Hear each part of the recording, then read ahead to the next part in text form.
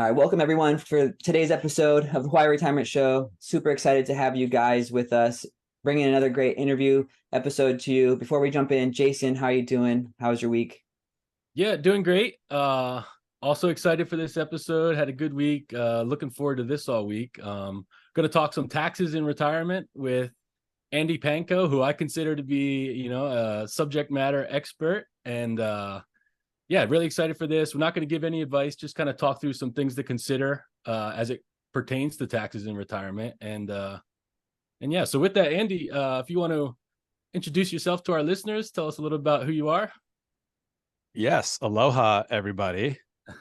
My name is Andy Panko. I am born and raised in New Jersey. I currently live here still. I have a retirement-focused financial planning / investment management firm based here in New Jersey, but work virtually, and started the firm in 2019, specifically to focus on distribution with a heavy emphasis on tax and tax implications of retirement-focused financial planning and investment management, because I realize there's tax implications to virtually all aspects of someone's financial life, especially in retirement. As we'll talk about, things get really sort of intertwined, and lots of tax angles to different bits and pieces of retirement planning. So I wanted to set out to do that because I realized from what I saw, not a lot of folks seem to be doing the tax-focused retirement planning much, if at all. So I sort of pitched my tent to try to be one of those folks that do offer that. So here I am. Awesome. Yeah, we're excited to have you here. I think the best way to kick it off is I kind of created a little list of some state-specific little tax things to note out before we get into the federal stuff. So I'll just run down those. For Hawaii here, Social Security benefits are exempt. Our public pension income is exempt in Hawaii, so all of our federal and state workers. So I thought this was interesting. The state of Hawaii has the lowest property tax rate in the nation. Not that really ties into our conversation today, but it's pretty interesting. And lastly, so 401k and other employee retirement accounts, you only get taxed on the such as only employer contributions are exempt. So you're only paying taxes on yours. So if you have a TSP or a 401k, right, and let's say you roll that thing over, a lot of times you got to separate the two in order to kind of keep track of, okay, what am I paying taxes on and what is the employer contributions that are exempt? So that's just a quick kind of rundown of some things that I thought were worth bringing up. And I just want to get your thoughts. I know you work with people all over the country and all different states, and just get your initial thoughts on Hawaii state tax. Yeah, I'll start by saying state tax planning is definitely important, and I think often overlooked, especially folks that work virtually or with people in various states. It's hard to learn and stay up on the different state tax angles because they often are quite different than federal. Federal, I want to call it easy, but it's the same regardless who you work with. No matter where they live, federal taxes are federal taxes. But state tax planning could get hairy. Now, for what it's worth, state tax impacts are usually smaller than federal, just on an absolute basis. Federal state income taxes are a few percentage points, whereas federal's dozens or so. But anyway, so yeah, Hawaii. I'm not an expert in every state, but those that I've dealt with so far, Hawaii seems to be, let's call it average-ish tax friendliness in terms of income tax. There's also, like you said, there's property tax, there's sales tax, there's things like Arizona, for example. My mom moved there. They have pretty large vehicle registration tax, which isn't a deal breaker, but still, a tax to be aware of. Liquor tax and other taxes on specific items are different in different states. But as far as income tax, Hawaii seems to be, let's say, middle of the road. At one extreme, there's some states that don't have income tax at all on anything. So that's, super low income tax because it's zero. Other states are quite heavy, even on retirees. Different states have different retiree friendliness exclusions and provisions. So for example, Illinois, Pennsylvania don't tax retirement income at all if it's IRAs, 401ks, TSPs, whatever. Different states have different age minimums. I think Pennsylvania maybe 62 you have to be, or maybe 60 for those exclusions. New Jersey, for example, my state, one of the higher tax states as a whole, but income tax for retirees is actually quite friendly. I'm oversimplifying, but if you have under $150,000 of gross income and you're over 60, I think it is, maybe 62, and no wages or negligible wages, in effect, all of your income is free from state taxation. Wow. Which is nice. Yeah. Because a lot of people were leaving New Jersey historically to go to lower tax states. And that was something New Jersey tried to change 6 or 7 years ago to try to keep retirees from, leaving as much as they have been.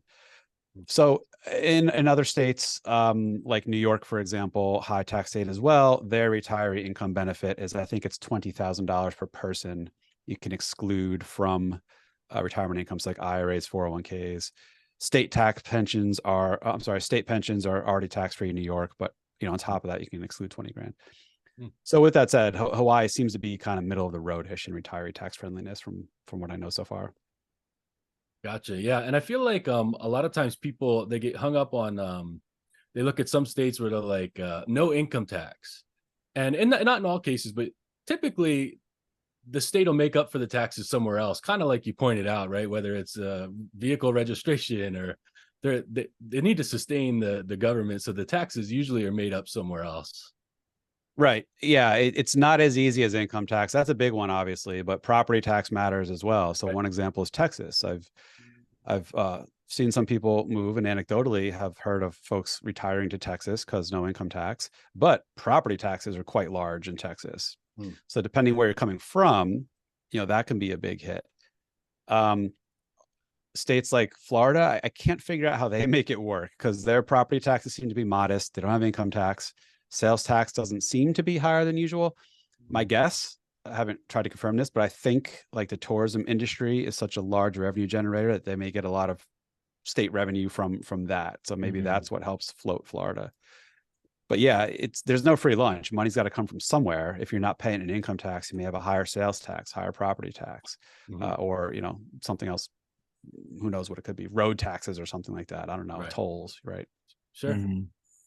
Yeah, Paul. Any thoughts on state taxes before we roll along into federal?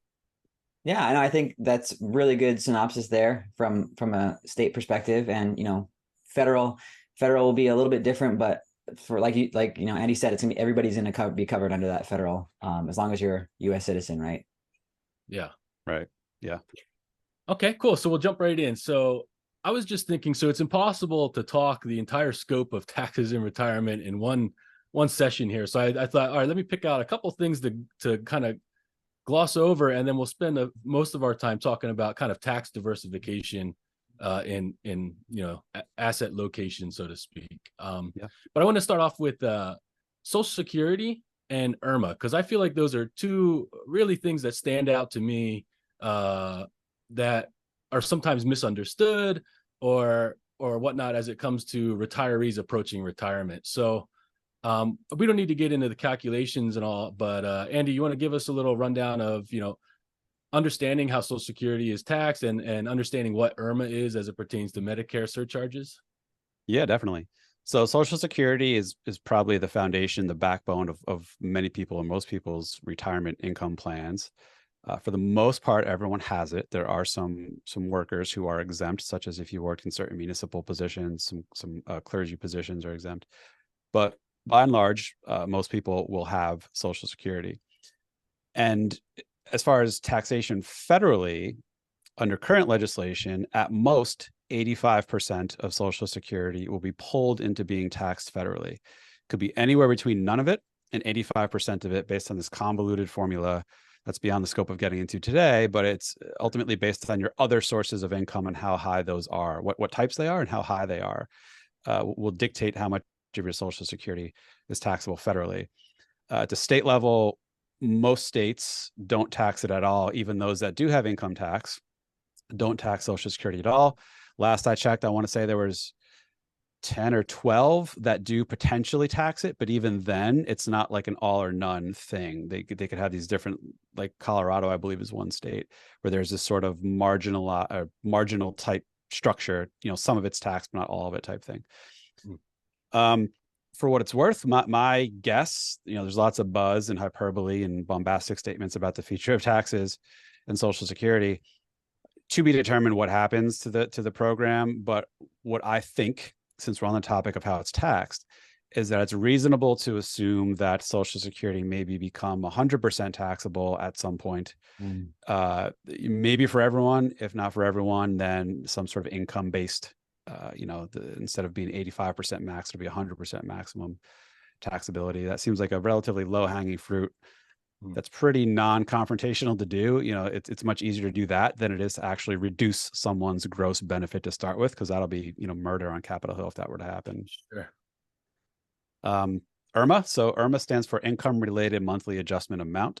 It is a income-based surcharge that some people have to pay on their Medicare Part B and Part D premiums. Or Part B, just to recap for those who may not know, is outpatient services. Basically, you go to see your routine doctor, you go to hurt your shoulder, or go to whatever shoulder doctor, I don't know, orthopedist, I guess. Right. Not for surgery, but like outpatient visits. And then Part D is the drug plan. So this started in when was it? 2003? Am I making that up? 2008? I don't remember. They started these surcharges for Medicare premiums based on income again. And the amounts change every year, but for this year, it's roughly $100,000 if you're single. Once your gross income exceeds that, then that puts you into Medicare surcharge territory, or simply double that if you're married and file a joint return. And those are indexed for inflation, so they go up a little bit every year. That's why we'll just leave it at 100-ish for now to keep it simple. These are not technically a tax. It's Medicare premiums, but they're functionally a tax as far as I consider it, because it's something that if your income goes over a certain level, you have to pay more for it per government requirement. So looks and smells like a tax. I'm going to call it that, even though it's not technically. It is something a lot of people aren't aware of, and it shouldn't avoiding IRMAA shouldn't be people's primary goal in most cases, because the surcharges could be relatively nominal, not too large. There's, I think, 5 bands of surcharge amounts based on 5 bands of how high your income is. So if you're in that first band, you're single, let's say your income is $110,000 total gross income, it's only like $80 a month, roughly. You're paying extra for your Medicare, and it's just for 1 year. This gets a little complicated, but every year these surcharges, or lack thereof, are reassessed, and it looks at your gross income from your tax return 2 years prior. So there's always this rolling calculation. If you have a spike in income 1 year, yes, you may have these surcharges you have to pay for a full year, but they can roll off the next year if your income since drop back down. Pause and leave it there for now. But that's a very integral part of retirement planning, because for the most part, everyone's on Medicare, or everyone over 65, I should say. And a lot of people don't know about it. So they could be taken by surprise when they see these, jacked up surcharges and don't know why. Yeah. And I think, and like I said, I just want to make our listeners kind of aware of these things, because a lot of times they get, forgotten, or it's a surprise to them that, these things come up. But I like what you said there, in that there is a subset of retirees who are hyper optimizers. Yeah. And I think it's important to understand these things and plan for them, but not to get too caught up in always trying to avoid, these things. Yeah. Tax planning in general, a lot of it is an optimization exercise. Good tax planning, or even not doing tax planning, won't necessarily make or break a plan. A plan that's already bad is going to be bad. A plan that's already good is going to be good. Tax optimization, good tax planning can make a good plan a little better, or make a good plan a little worse if tax planning is not done well. But it's not one of the major stones to get right. The primary things are make sure your allocation's right of risky assets versus non. Make sure the insurable events you need to have covered are covered, like having health insurance in the first place. For example, if you retired at 60, you're not yet 65, and therefore aren't eligible for Medicare, what do you do for health insurance? You're going to wing it? Probably not a good idea. There's a few options you could potentially do in the interim, but those are the major planning things to get right. The tax planning is more so an optimization exercise. Not to say it can't help, but people do. I find, especially those that are super hands-on DIYers, analytical, engineering type minded folks, they will try to solve for the nth degree and figure out, if my IRMAA is this, how much should I convert? What's my income going to be? What's my interest going to be? Can I squeak out this extra 0.5 percentage point tax gain over the next 10 years, et cetera, et cetera. And a lot of this is educated guessing about the future. Not to say don't try to do it, but don't get too hung up on trying to be right, because you're not going to be right. You're going to be wrong to some extent with a lot of this tax planning stuff, because it's longer term projections and assumptions we're trying to do here. Right. Yeah. Awesome. Paul, any thoughts there? No, I think I mean, like you said, I always find that tax planning is super important. And one thing that a lot of, especially retirees, don't think about, they just think, and actually I have this working assumption, and I'd be curious what your thoughts are on it, is most people think like, oh, I'm going to get taxed less because I'm older or in retirement, right? And that's just a myth, right? Because the tax rates are the tax rates. No, it doesn't matter how old you are. So it is kind of like, oh no, I didn't know this. Yeah. And this is a big one. I'm glad you brought that up about assuming you'll be taxed less in retirement when you're older, however you choose to view it. Maybe you will, maybe you won't. And I'm sure a topic and a conversation you frequently have, and people listening probably have, is something like, should I contribute to my traditional pre-tax 401k or my Roth flavor of my 401k? Yeah. Should I do Roth conversions, which is, consciously taking money out of the pre-tax world, paying tax on it now, putting it into the Roth world to eventually take out tax-free if you meet, certain holding criteria and stuff like that. That's a tough one. That's a lot of educated guessing, speculation about the future. So we know now, current year, what your income is, what tax rates are, what your effective tax rate's going to be. So we can easily figure out how much tax you'll have to pay, or how much tax you can defer by making, a traditional pre-tax 401k contribution.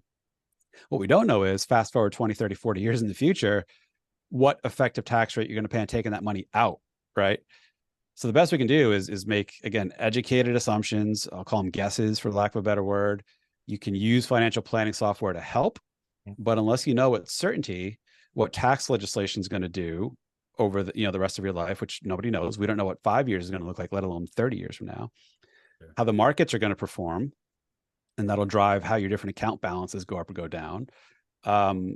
Your own personal circumstances, longevity, when you're going to die, if you end up leaving this world in 2 years, and frankly, none of this stuff might matter, depending what you're planning for, whether it's you or your kids or something.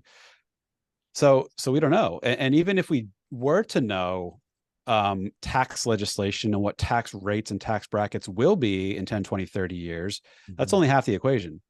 The other half is what's your actual taxable income. And we don't know. And that's going to be a function of what's your Social Security going to be, your pension, if you have it, dividends and interest from brokerage accounts, money that is in pre-tax accounts like IRAs, 401ks. How much is that going to grow between now and decades from now? How much you're going to have to take out in the form of required distributions or voluntarily take out? Put all those things in a pot and cook it. That's going to be your taxable income. You need to know that, as well as the tax brackets.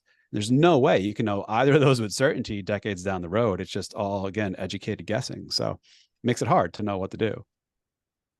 Yeah, I like that. And one thing I like to think about is, a lot of times we hear the question, do you think taxes are going to go up or stay the same, right? And everybody always has the same assumption. And I fall in the same category. However, I'm also a believer in the unlikely sometimes happens, right? And there's nothing that says that for whatever reason, there's wars going on and taxes do drop. It's possible. Yeah. Unlikely. Yeah. I'm not on that side, but it's possible, right? Agree. I'm of the mindset that tax rates, the federal tax environment has to go up, has to get worse. By how much? Nobody knows. Right. In what form will those increases take?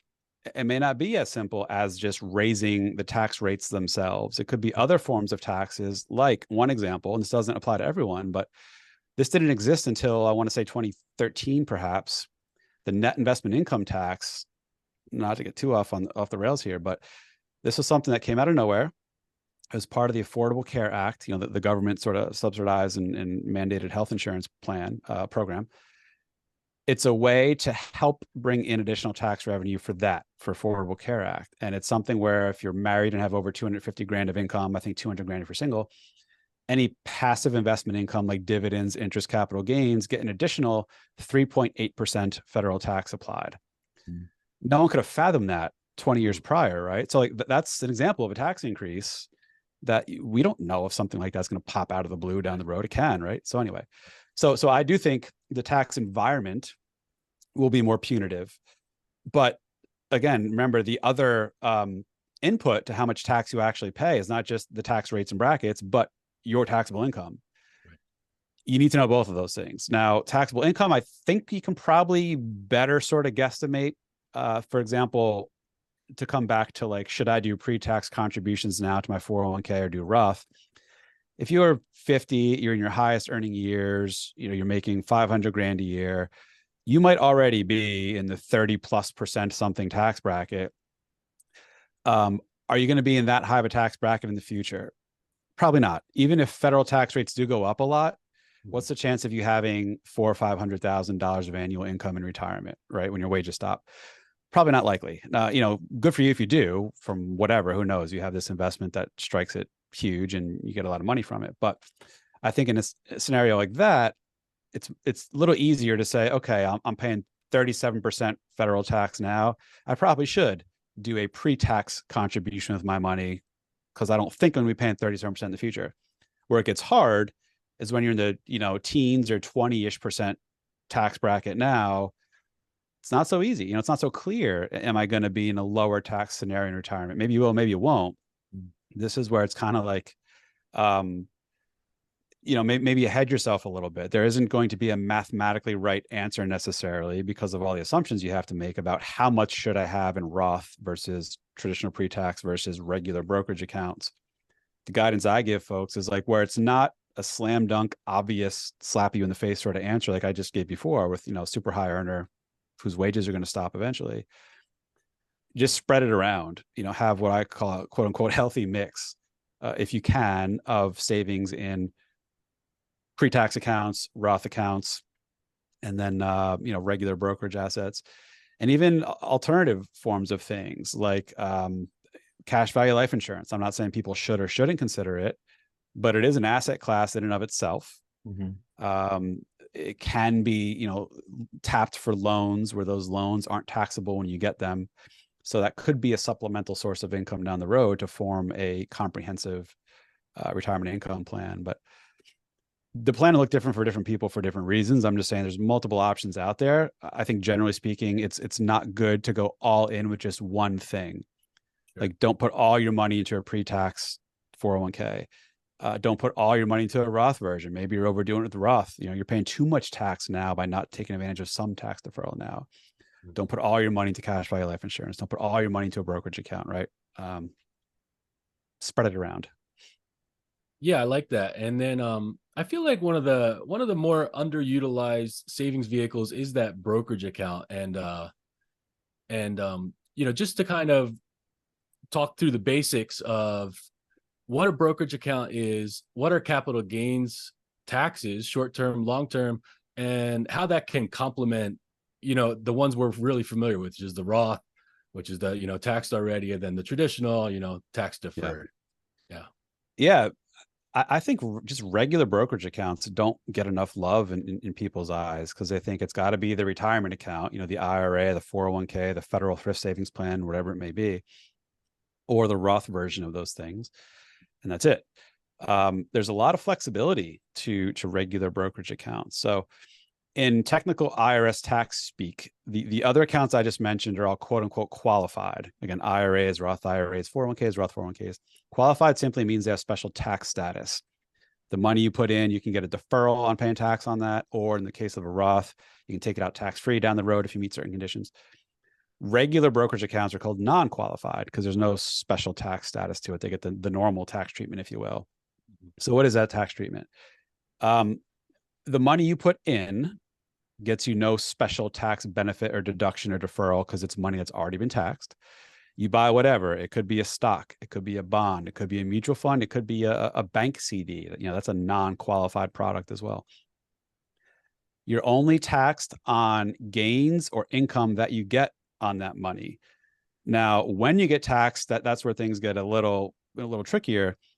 For example, if you buy a stock for a price of 100 and you hold it for the rest of your life, you'll only have to pay tax on it when you eventually sell it, and assume you sell it for more than what you paid for it. So let's say you sell it for $150.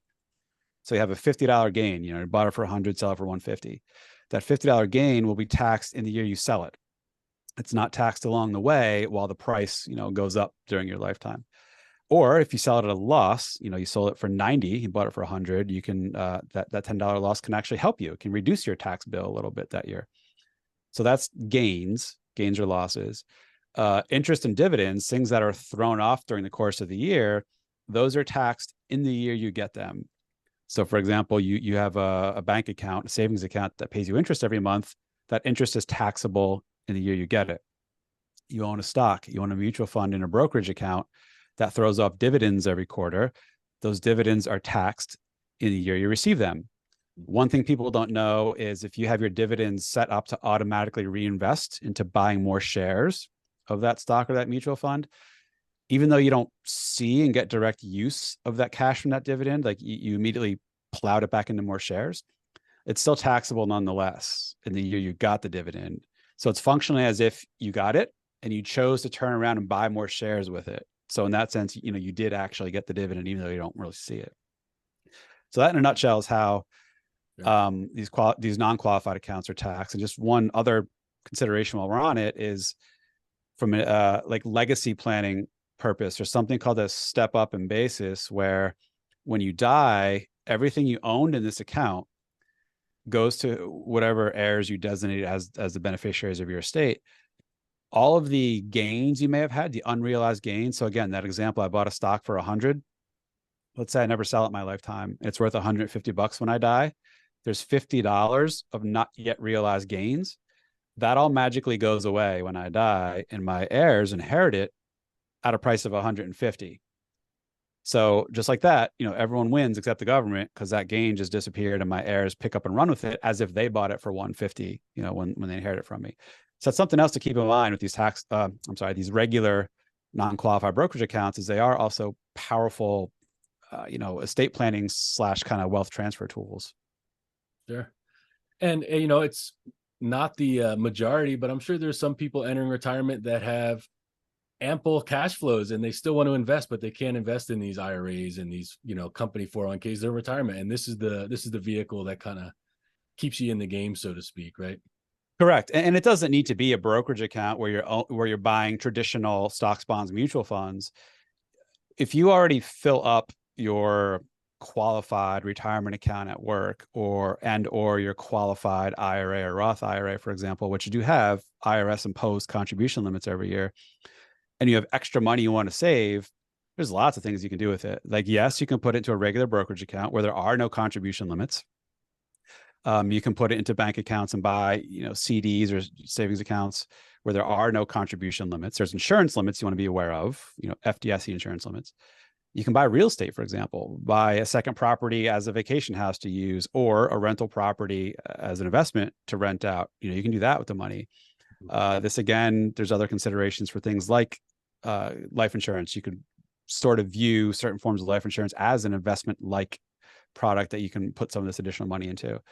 So there's lots of things to do with it. And definitely the regular good old fashioned brokerage account is, shouldn't be overlooked. I think a lot of people don't give it enough love, and it has a lot of flexibility to it. Awesome. We covered a lot there. Paul, any thoughts? Yeah. I mean, that brokerage account is definitely underutilized. That's really all I agree 100% there. So yeah.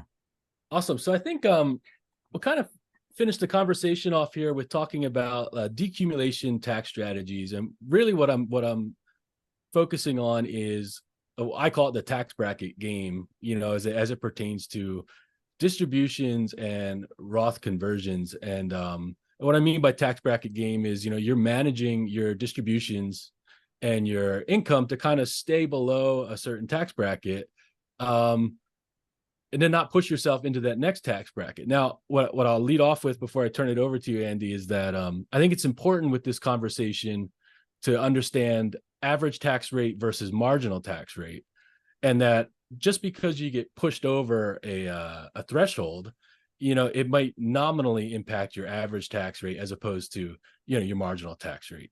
Just your thoughts on that. Yeah, I'll step back and say it's distribution planning and the tax considerations around it. You have to figure out and prioritize what you're solving for. So, and oftentimes there's competing goals, and you have to just kind of pick which one you want to lean more into. So example, I work with folks where they have sizable amount of money in pre-tax accounts like 401ks and IRAs, just from their whole life of, put money in on this pre-tax tax deferred basis. So they built up a few $1 million of money in this bucket, if you will, this taxability bucket. And they retire at 61, 62. So they're not yet 65. Can't start Medicare and need health insurance. So, oftentimes you just do the COBRA, you extend your employer coverage, but that typically only lasts 18 months. So you still may have a gap between when COBRA ends and Medicare starts.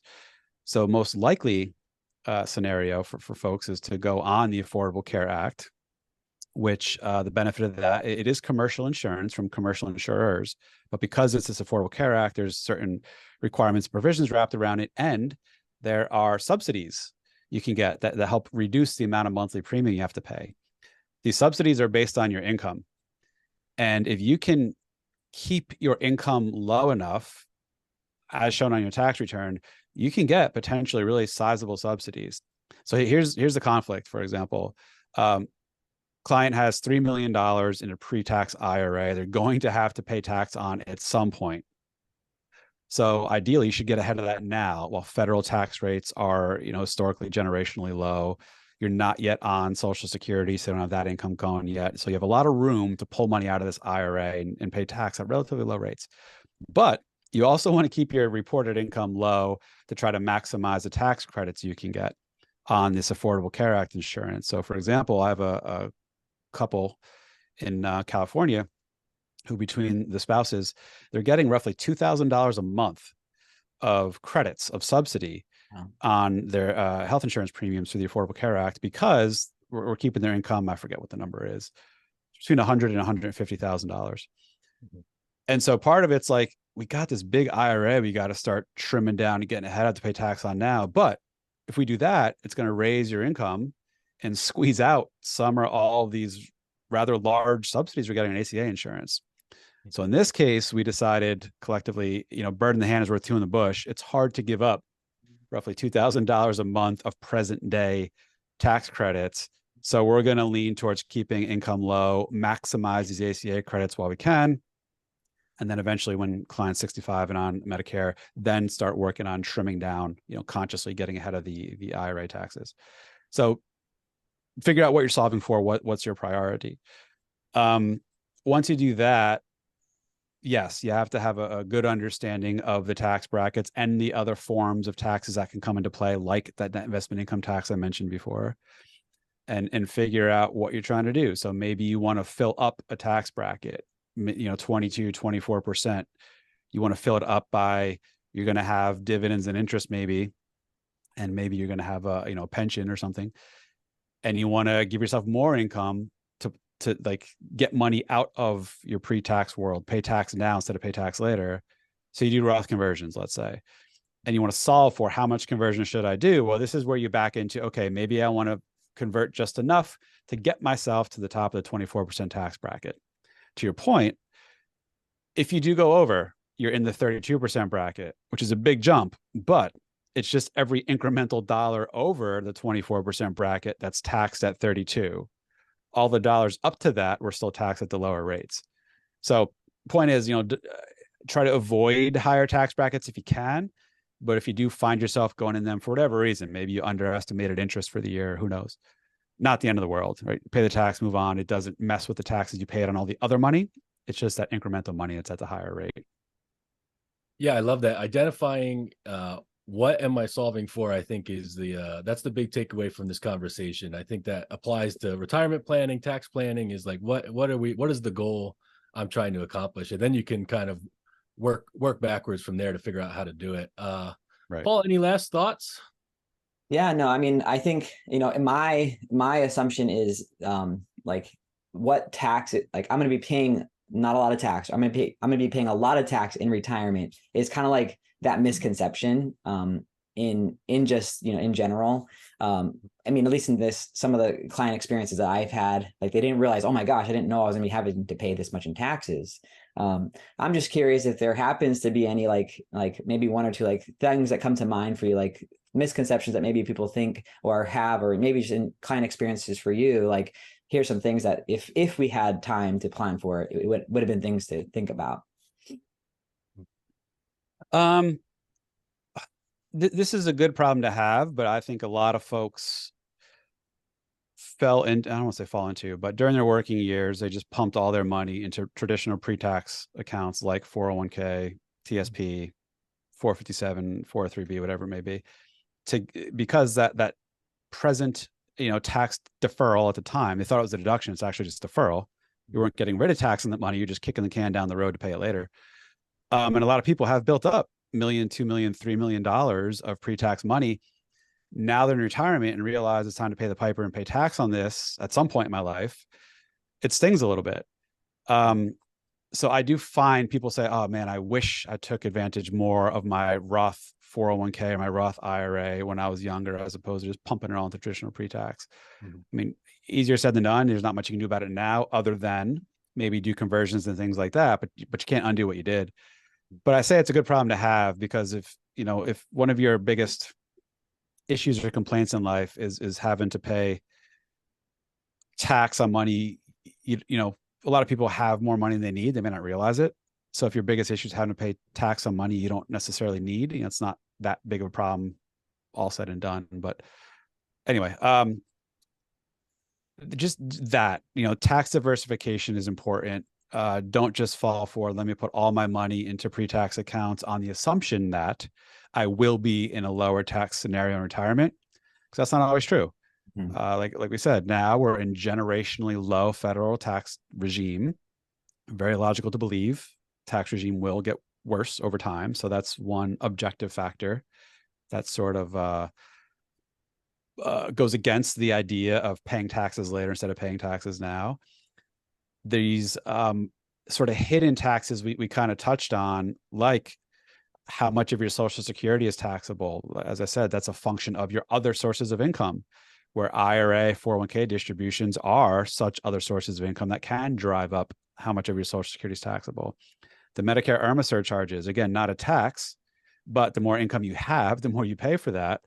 So there are some retirement specific things that all else equal, it's not just regular income tax that comes into play. It's also things like how Social Security taxed, how much Medicare premiums do you pay, that are indirectly taxes. So if you're young, to the extent you still have time on your side, try to diversify the taxability of your sources of money between traditional pre-tax things, Roth things, and just regular non-qualified, brokerage or real estate things like we discussed. So when you do get to retirement, whatever the tax regime is, whatever your other sources of income are, you'll at least have some control to sort of pick and choose where your income comes from and how it's taxed. Versus if everything is just in a regular pre-tax 401k or IRA, you don't have a choice. It's all fully taxable when you take it out. So easier said than done, but that's kind of one thing I see a lot of people say, oh man, I wish I did this differently. It's good. Awesome. Well, Andy, thank you so much for your time and coming on and sharing your knowledge and insights with our listeners. You put out a lot of great content that our listeners should go check out. A lot of good educational content, and yeah, thanks you a lot, and maybe we'll cross paths again sometime in the future. Awesome. Yeah, thanks for having me on. This was a good time. Appreciate it. Thanks, Andy. Great. Take care. The opinions and statements presented on this show are for general information only and are not intended to provide specific advice or recommendations. Never make any investment or financial decisions based on information offered on this show without first consulting your financial, legal, or tax advisor. All economic and performance information mentioned on the show is historical in nature and is not indicative of any future results. All indices mentioned on this show are unmanaged and cannot be invested in directly. All information is believed to be from reliable sources. However, we make no representation as to its completeness or accuracy. Lastly, all opinions expressed by Jason Katita, Paul McWilliams, and any guests on the show are solely their own opinions and do not reflect the opinions of or are endorsed by ToBA Financial or Inspire Advisors. For Jason Katita, investment advisory services are offered through ToBA Financial LLC, a registered investment advisor offering advisory services in the state of Hawaii and in other jurisdictions where exempt from registration. And for Paul McWilliams, investment advisory services are offered through Inspire Advisors LLC, a registered investment advisor with the SEC.